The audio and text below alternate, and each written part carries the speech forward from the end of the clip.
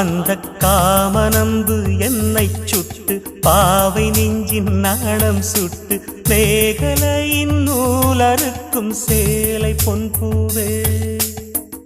விண்ணியது தாமரை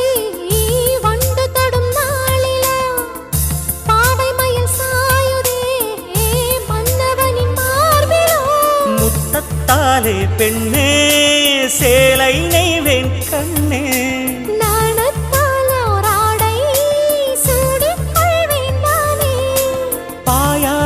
அடி சொல்லாதே பஞ்சனை புதையல் ரகசியமே